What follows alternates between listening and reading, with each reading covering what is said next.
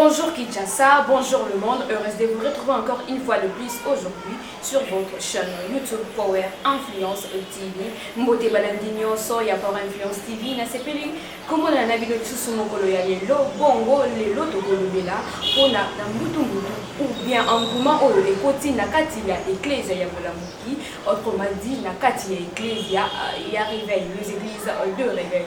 Chers téléspectateurs, vous n'êtes sans le savoir, certainement que vous avez vu, vous avez aussi entendu parler d'une destitution générale Sonny Kafuta qui a été remplacée par le pasteur Dodo Kamba. Et sur ce, nous avons reçu pour vous aujourd'hui le pasteur Emmanuel Kapita qui est l'un des pasteurs faisant corps des églises de réveil. Bongo na yeto komeka moi mon cœur pour cela na makambo et dali situation actuelle il y a mangomba il y a Bolamuki na kati il y a lingoma na biso. Bonjour pasteur. Oui, bonjour. Comment allez-vous? Oui, ça va par avance. Ndenge na lobaki au début na annonce na ngai que le loto kosolola na makambo oyo ezoleka na kati l'église des réveils. Bozali sans koyeba te chers téléspectateurs que mobulu ezali na kati ya ecclesia oyo esangisi pasteur nyonso église de réveil toyoki que selon les informations à notre portée, le général Sonny Kafuta a été destitué et remplacé par le pasteur Dodo Kamba Yango et Saliete Batomo Sousou Bakei côté il y a pasteur Dodo Kamba qui le nouveau évêque qui va représenter les églises des réveils. Bon popé Batomo Sousou Bakei et Sika ya général Sonny Kafuta. Situation actuelle, il y a église des réveils, pasteur Emmanuel Kapita Izali. Bon, en fait, église de réveil, ils ont très bien. En tout cas, ils ont carbonaté. Église de réveil, ils ont très bien, ils ont vraiment en forme. Parce que ils ont des ordres, d'une manière déformée, tu bien en église de réveil. Donc, bien église de désordre. Pourquoi? Non. Pourquoi je dis ça? Vous voyez, dans la vie, à des fois, ils ont ça n'a pas ça là. N'a pas ça n'a pas na motema par rapport à makambo yu salama soi-disant église de réveil. Pour vous dire que l'église de réveil ils ont très bien tu un évêque général Zaka Moko, c'est notre général Sonny Kafuta, celui qui est le président de RSC, celui qui est le président de RSC. Mais Balobi était destitué par rapport à ma propos, par rapport à conduite, c'est là qui m'a lamuté. Yango, on a jugé bon par rapport aux différents représentants, aux différents pasteurs qui représentent ceux de l'église de réveil. Décidé était destitué, remplacé, et pas pasteur Dodo Kamba. Est-ce que lui que Dodo Kamba qui a investi le mercredi? Bon, d'une manière, c'est ça que je dis que non, il a dit de manière déshonorante. Illégale, Tony. Illégale. Parce que l'église de réveil, RSC, ils ont dépendre, ils n'ont pas douté, ils ont moutouté, ils peuvent dicter à sa langue. Non, c'est faux. Parce que prenons l'exemple. Nous sommes au Congo, actuellement nous sommes à Kinshasa. Ça m'a fait très mal comment on a, tout le monde papa, oyo, a copié sa moutou, exemple, biso génération de l'eau, tu combien sacrifié parce que tout ça, papa n'a vu Albert à 15 ans.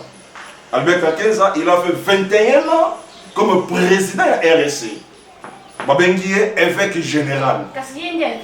Non, non. Église de réveil, il a évêque général, Albert à 15 ans quand même. Ok? Il a fait 21 ans. Lorsqu'il a fait 21 ans, on ça va tous à l'élection. Élection Salami, va voter dans le général Sonny Kafuta comme évêque général.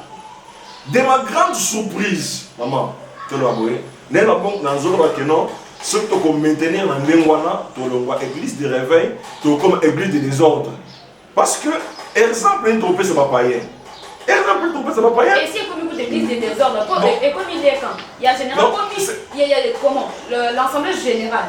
L'Assemblée générale, il y a Sonny Kafuta qui lobby et aussi la nuit. Oui, bien sûr. Donc, Kamba qui investit le 15, comment le mercredi. On a vu nos participants qui étaient bateaux Bazali, côté Nangambo, il y a Général Sonny Kafuta Bazala qui est.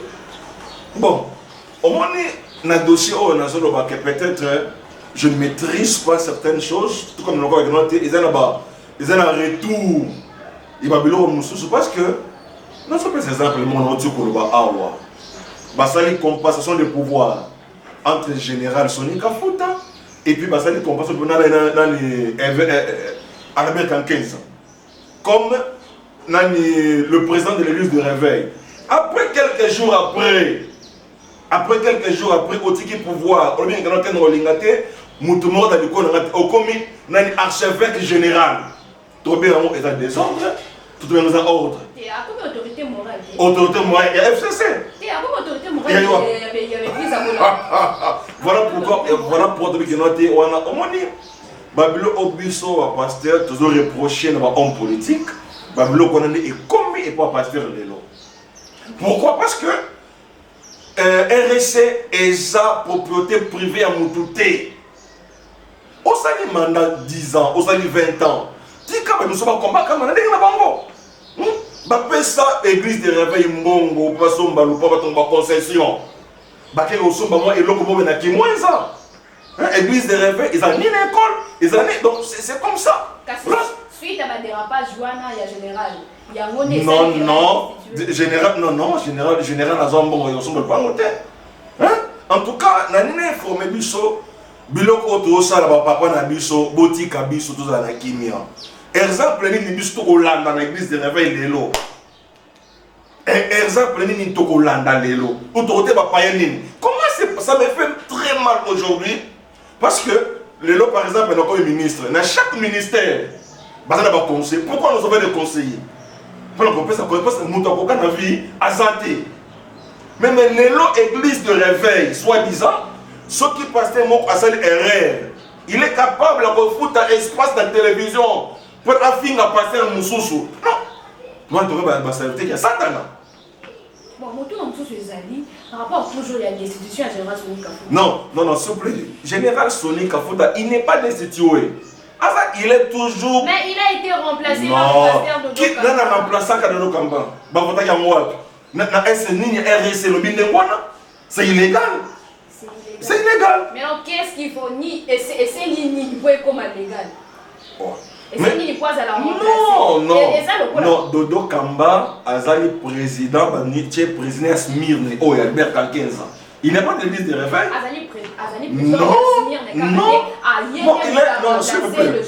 Non, quand je dis ça, je ne dis pas que Dodo Kamba a compétent.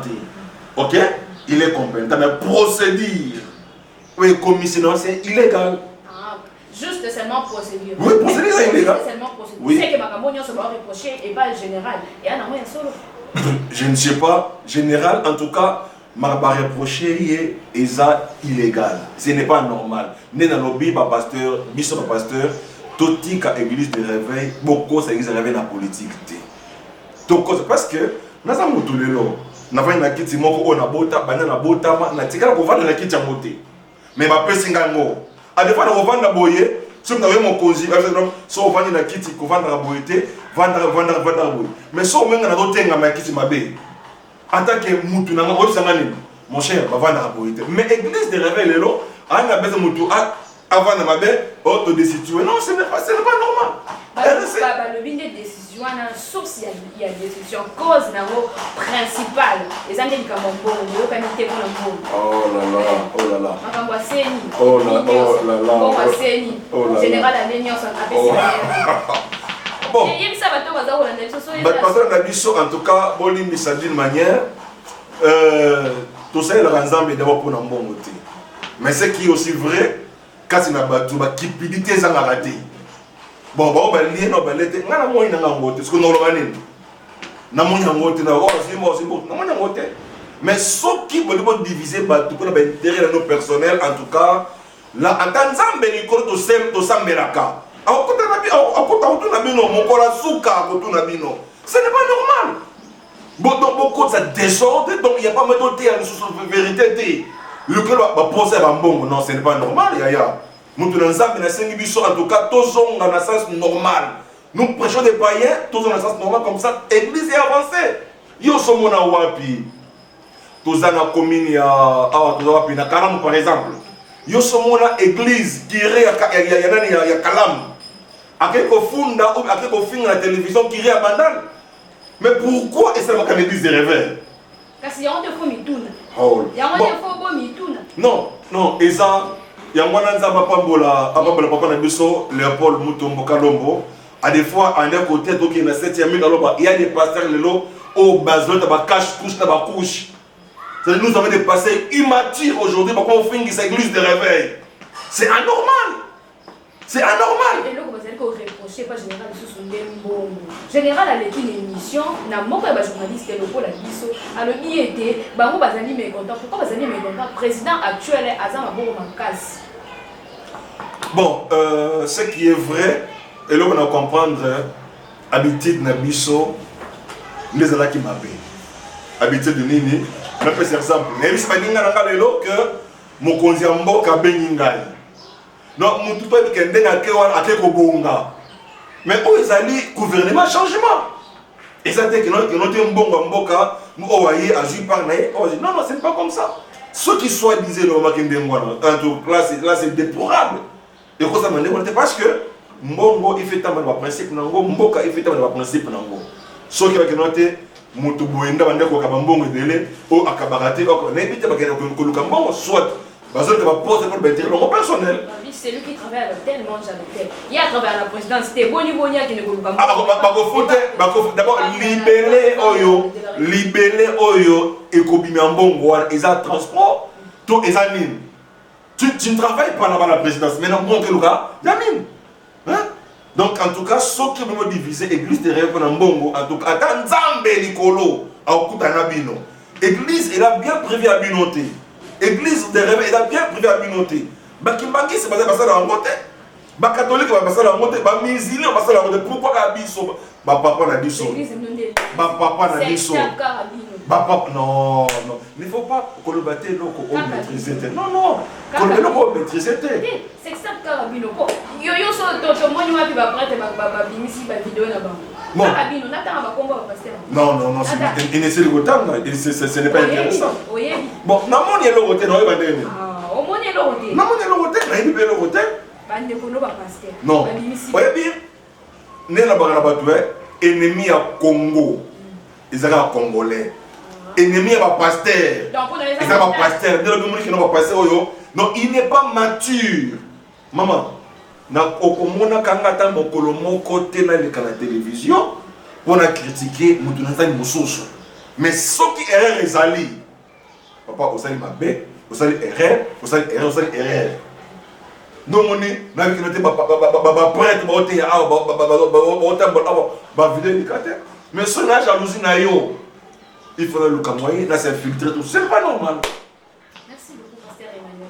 Chers téléspectateurs, certainement je suis vraiment convaincu que vous avez compris qu'au sein de l'église de Yabola Mukindenge Bodimaka Koloba, Mbutu Ezali, Tetoi Boi Ezali Tenakaki. Puis la manière dont le processus qu'on a suivi pour élire le pasteur de Lokamba n'a pas été un bon processus. Pourquoi? Parce que ça les remises et reprises dans le général jusqu'à présent.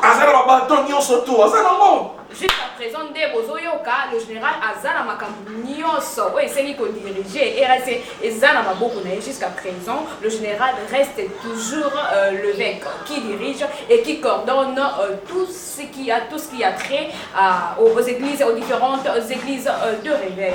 Et donc, certainement, vous avez compris que c'est la fin de ce numéro. Retrouvons-nous très prochainement pour un nouveau numéro d'une autre émission. Ciao.